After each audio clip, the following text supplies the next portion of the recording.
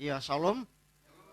Ya, saya bersyukur pagi hari ini kalau masih ada kesempatan bagi kita untuk kita ada di dalam hadirat Tuhan dan kita bisa menyembah Allah.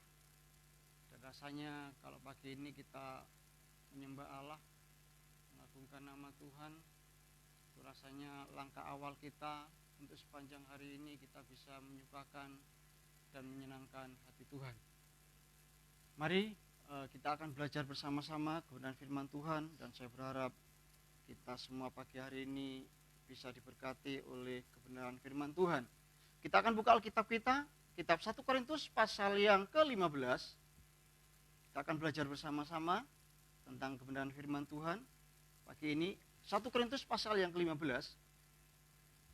Kita perhatikan ayat yang ke-32 dan ayat yang ke-33. 1 Korintus pasal 15 ayat 32 sampai ayat 33 mencatat demikian.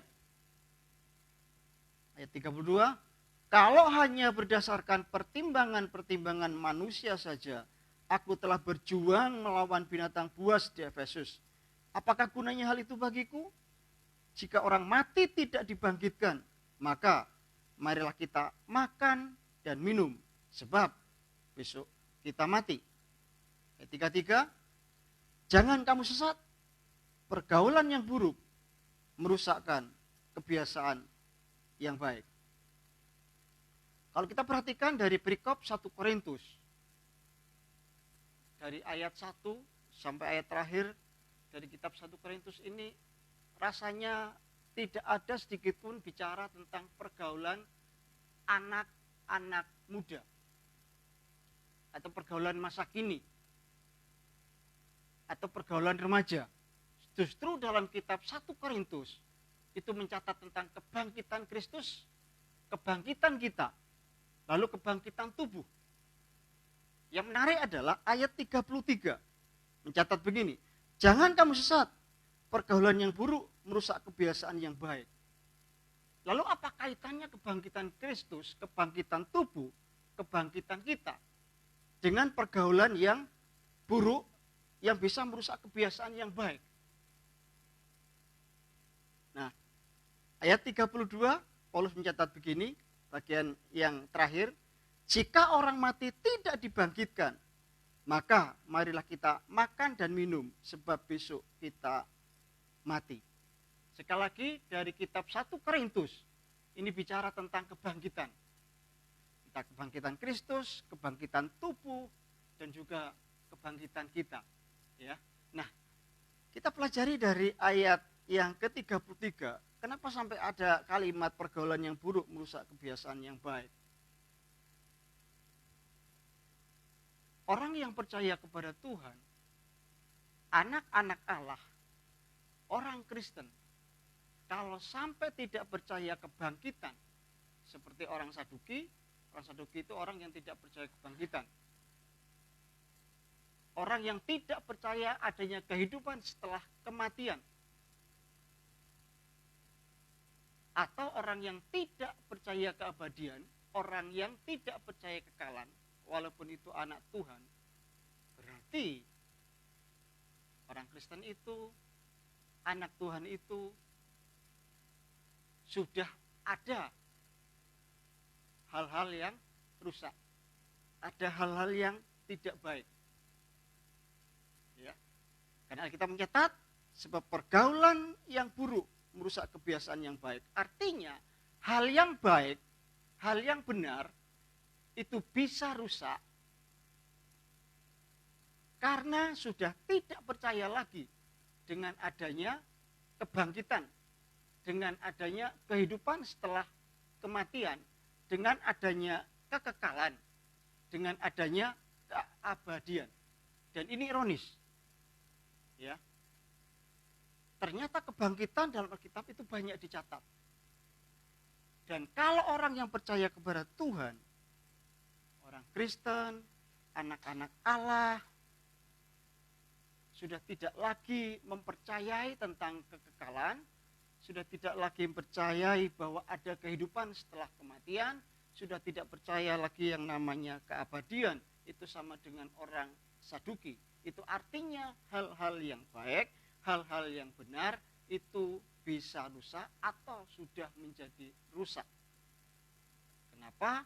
Karena rupanya kekekalan ini sungguh sangat penting, karena kekekalan atau kebangkitan Alkitab itu menekankan bahwa itu sungguh penting bagi manusia. Jadi apa hal yang merusak? Ya, hal yang buruk tentu yang merusak yang baik. Hal yang buruk tentu merusak hal yang benar. Makanya ayat 33 mencatat pergaulan yang buruk. Nah, tadi ayat 30 mencatat begini, jika orang mati tidak dibangkitkan, maka marilah kita makan dan minum sebab besok kita akan mati. Bicara tentang makan dan minum, Alkitab mencatat dalam kitab pasal Lukas pasal 17 kalau tidak salah, juga Matius pasal 24, itu bicara tentang sebelum kedatangan Tuhan. Sebelum kedatangan Tuhan itu akan terjadi seperti peristiwa Nabi Nuh. Manusia makan, minum, kawin dan mengawinkan. Jadi sebelum kedatangan Tuhan yang kedua kali, karena nanti kalau sudah Tuhan datang yang kedua kali, sejarah dunia ini berakhir, maka sejarah kuasa kegelapan atau sejarah kuasa setan itu juga akan berakhir.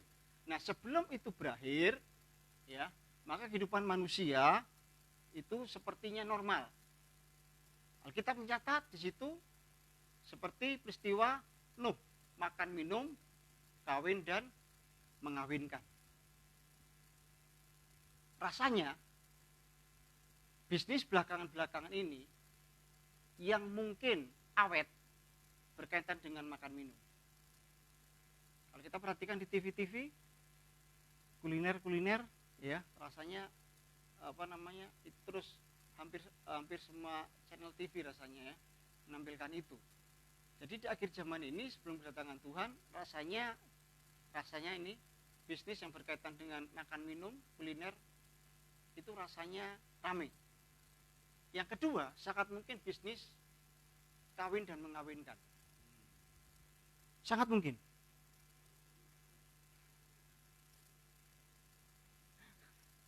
Mungkin juga hotel gitu ya. Sangat mungkin. Sebab itu kelihatannya normal. Dan itu yang terjadi. Ya. Nah, orang Kristen, orang yang percaya kepada Tuhan, bukan berarti tidak boleh makan minum, lalu kawin. Yang berkeluarga tentu mengenal peristiwa kawin dan mengawinkan ini. Nah, kalau sampai yang bahaya itu adalah kalau sampai dengan terikat dengan makan minum, kawin dan mengawinkan, ini yang berbahaya. Ya, sebab itu bisa jatuh kepada pergaulan yang buruk.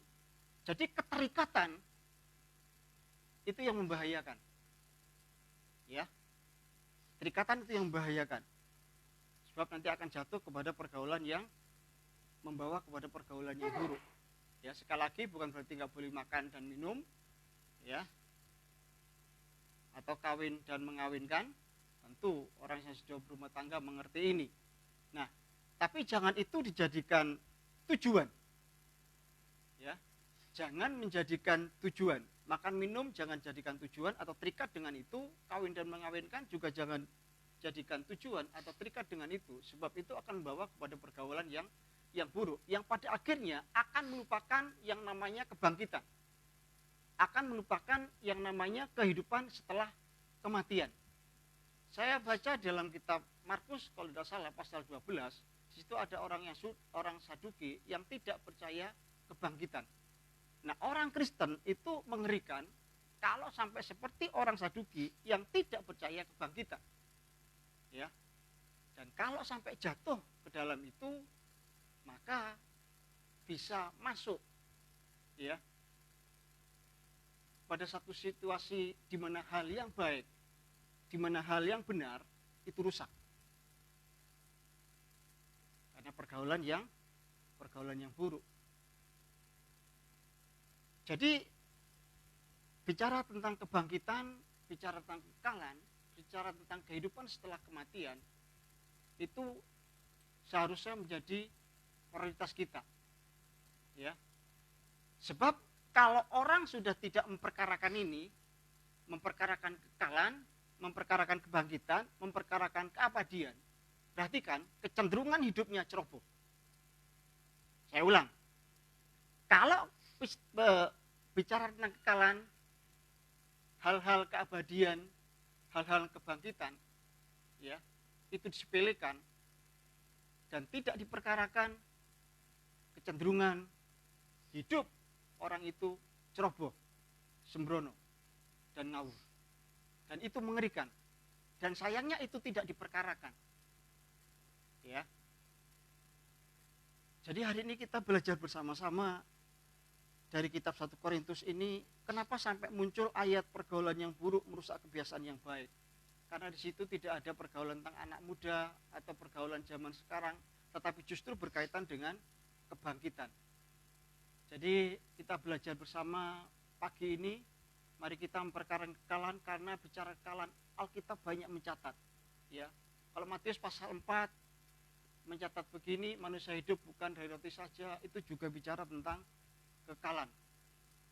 Ya, pikirkanlah perkara yang di atas bukan di bumi, itu juga bicara kekekalan. Lalu kitab 2 Korintus kalau tidak salah pasal 4 ayat terakhir mencatat di sini, Paulus mencatat, aku tidak memperhatikan yang kelihatan tapi yang tidak kelihatan. Itu juga bicara kekekalan. Dan bicara tentang kebangkitan kekekalan, itu Alkitab banyak mencatat. Dan seharusnya itu diperkarakan. Ya, diperkarakan lebih dari segala perkara-perkara yang ada di dunia ini. Kenapa? Karena suka tidak suka, mau tidak mau, manusia nanti akan berhadapan dengan keabadian. Rela tidak rela, ya, manusia nanti akan berhadapan dengan keabadian, berhadapan dengan kekekalan. Nah, kalau kita sering memikirkan ini, saya pernah ngomong sama jemaat begini, ya, coba pikirkan kekekalan. Kalau memikirkan kekekalan, maka keluarga itu juga akan memikirkan tentang anak, ya, tentang anak. Kenapa? Jadi kalau seorang wanita melahirkan, ya, itu kan tentu resikonya berat, nyawa, ya. Dan lebih daripada itu, seharusnya dipikirkan adalah apakah keturunan kita, apakah generasi kita, apakah anak-anak kita akan bersama dengan Bapa di kekekalan. Ya. Saya ulang, kalau bicara tentang kekekalan, seharusnya anak-anak kita itu juga dipikirkan. Apakah anak-anak kita nanti juga akan bersama dengan Tuhan, bersama dengan Bapa di kekekalan. Sebab kalau hanya memberikan makan minum, rasanya orang yang tidak percaya kepada Tuhan, tetangga-tangga kita berjuang keras untuk memberikan makan minum. Tapi kita sebagai anak Tuhan seharusnya lebih dari itu. Bagaimana kita memperkarakan anak kita, keturunan kita, generasi kita, sampai kepada kekekalan berjumpa dengan Tuhan di keabadian. Ini penting, ya.